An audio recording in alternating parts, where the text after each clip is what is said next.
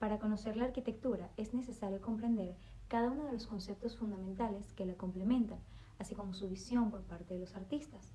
Y es así como la arquitectura puede desglosarse en estudiar la función, entender el entorno y aplicarlo al espacio. Pero, ¿cuál es este espacio? Y es que se habla de espacio en la arquitectura a través de las 5 condiciones que pudieran definirse de carácter primario.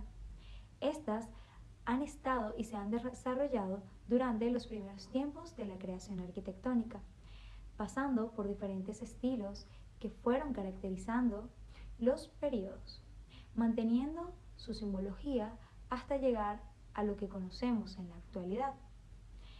En el periodo clásico comienzan a generarse los órdenes de la arquitectura como principal característica de esta época.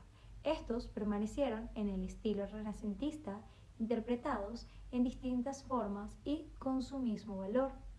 Esta arquitectura clásica se puede presentar en la arquitectura romana, la cual es caracterizada por la monumentalidad como expresión del poder, y no solo por el espacio que ocupa, sino también por su significado.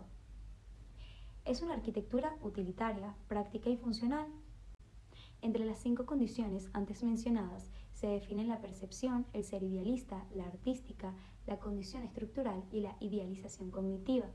Esto permitía proposiciones arquitectónicas que caracterizaban los edificios, permitían su estabilidad, definían sus fachadas, configuraban los espacios y dotaban de carácter a la arquitectura, es decir, le daban significado. Por otro lado, para el Renacimiento se caracteriza el dominio de la perspectiva para el espacio y de las técnicas compositivas como una noción del diseño para desarrollar este espacio. Además, incorpora la proporcionalidad, esta configuración de su espacio siendo característico, así como mantener una armonía entre sus elementos. Es así como en estos tiempos logra mantener una calidad espacial a través de estos conceptos que caracterizaban a las necesidades, tal como la armonía a través de la percepción y la noción del diseño a través de la artística. Veamos estos 2 edificios, el Panteón de Agripa y del periodo clásico y este otro de la Basílica de Jesús del Renacimiento. El Panteón de Agripa busca conseguir un espacio interior libre, que para conseguirse acude a las nuevas técnicas constructivas romanas, la cohesión máxima de las masas de los muros y el desarrollo de la arquitectura de arcos. Veamos un ejemplo del templo de Agripa, que consiste en un gran espacio cubierto por una cúpula semiesférica, un óculo abierto de 8 metros en su espacio superior, tratando de incorporar la percepción e idealización cognitiva. A través del óculo entra la luz del sol y, a medida que avanza el día, va cambiando su posición e iluminando alternativamente cada uno de los altares de los diferentes dioses. Este es uno de los factores más importantes del Panteón de Roma, y es que es su relación con la luz. Es ella la que crea el espacio interno. En el interior de la cúpula del panteón, los casetones tienen una función plástica, y es que el mecanismo repetitivo de los cuadrados tiene la función constructiva para aligerar al extremo el peso de la cúpula, introduciendo al máximo al vacío, y es el espacio. Y es que se busca que al entrar a la nave se tenga una sensación de estar en un espacio esférico y de grandeza, como se muestra en este plano, notando la ubicación de las columnas y los pórticos formados para la entrada del templo. El panteón está precedido por un templo clásico con altísimas y esbeltas columnas corintias, además del orden toscano y también el jónico que aparecen. En estas estructuras romanas también fue muy frecuente la superposición de órdenes en edificios muy altos. Normalmente en el piso de abajo se empleaba el orden toscano, en el medio el jónico y en el superior el corintio. En el Renacimiento hablaba de la Basílica de Jesús. Jacopo Barozzi diseña una planta de cruz latina de una sola nave, con naves laterales incluidas en el recinto, por lo que se asemeja a una planta basilical. En esta imagen podemos notar cómo se presentan ambas naves laterales y por otro lado la planta longitudinal, que posee un amplio espacio que se ilumina gracias a la gran cúpula y una serie de capillas laterales. Es acá donde la iluminación y su recorrido del tiempo mantiene una debida relación con cada uno de los espacios dentro de la basílica. El derroche de luz que se precipita desde las ventanas crea esa sensación de plenitud. En el interior se da una dualidad dada por la horizontalidad de la planta, que además es esta longitudinal remarcada por el eje y la verticalidad del espacio central, constituido por la cúpula, y por otro lado se manifiesta la dualidad entre la intensa luz del espacio central y la penumbra de las capillas. La percepción de los espacios varía según la ubicación del hombre y del recorrido que haga. En cuanto la planta de la iglesia está organizada de tal modo que se logra que la congregación quede reunida frente a un altar.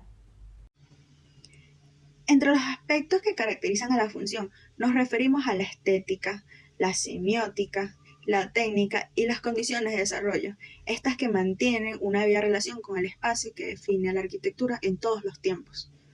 La función de las obras arquitectónicas, tanto en el estilo clásico como en el renacentista, buscan incorporar una carga ideológica que pueda generar sobre el humano en su percepción sobre el espacio. Pero para esto se mantiene un concepto característico de la obra, que se puede adaptar tanto al modelo social y a las condiciones culturales. Estas además buscan comunicar las ventajas del espacio sobre su uso, el cual se puede notar en estas dos obras mencionadas. En el clásico, el Panteón de Roma buscaba comunicar grandeza por su espacio dedicado a todos los dioses. Así pues, es un templo religioso que tenía como función la de venerar a todos los dioses del Olimpo. El panteón es de estructura romana, pero con un toque griego, comenzando por su propósito. De hecho, en puro estilo griego estaba dedicado a muchos dioses diferentes. La forma esférica de su interior, la cúpula, es una media esfera perfecta. Debía ser el reflejo de la perfección del imperio, destinado a durar eternamente. El panteón constituye una de las cumbres de la arquitectura romana, perfecta en el equilibrio y armonía de sus formas y en su impecable construcción. Hoy, además de seguir siendo una iglesia con culto, el monumento cumple la función de panteón real. Por otro lado, en el renacentista, la Basílica de Jesús comunicaba plenitud. Así se caracterizaba su construcción. La impresionante decoración de la bóveda es lo más característico del interior. Los frescos obras de Basquiat crean una asombrosa ilusión de profundidad. La capilla de San Ignacio, realizada por el jesuita Andrea Pozzo, contiene el cuerpo de San Ignacio.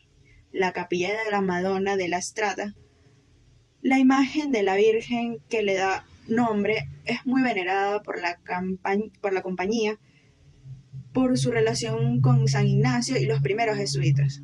La capilla de San Francisco Javier contiene las reliquias del brazo derecho del santo, el busto de San Roberto Bellarmino, acceso a las estancias de San Ignacio. Es así como logra el proceso de comunicación con respecto a su forma, diseño, construcción y creación. Cada uno de estos aspectos es característico en ambas edificaciones, que han logrado aportar, además de la simbología de sus elementos, el estilo de su idealización. Esto genera además el consumo de la arquitectura a partir de entender el lugar de los dioses o de la historia sagrada. Y es que depende de la función que le da el arquitecto con respecto a la comunicación con el habitante y a la historia que está detrás de todo el proceso de concepción de la función. Es como estas idealizaciones fueron permitiendo proposiciones arquitectónicas que caracterizaban los edificios, permitían su estabilidad, definían sus fachadas, configuraban los espacios y dotaban de carácter a la arquitectura, es decir, le daban significado. Así pues, el toscano servía para edificios que debían manifestar austeridad y la solidez, mientras que el compuesto se podían asociar al lujo y la sofisticación. Esta humanización de los órdenes se debe al mismo Vitruvio y fue tomada por los arquitectos del Renacimiento con gran devoción, si bien es cierto que tuvieron que hacer sus definiciones formales sobre la base de la observación directa de la arquitectura. En estas obras notamos su función constructiva, en donde no solo representan la composición y el uso de los órdenes arquitectónicos, sino que además las cúpulas, las naves y las capillas se diferencian entre ellas, dando a entender un concepto distinto en cada una de las obras. Esto se relaciona con una función técnica del espacio, y como cada uno de sus espacios están distintamente enfocados en el uso que le daban, todo esto conlleva al entendimiento y la lectura del contexto por las condiciones establecidas en las edificaciones, lo cual mantiene una función comunicativa con los creyentes.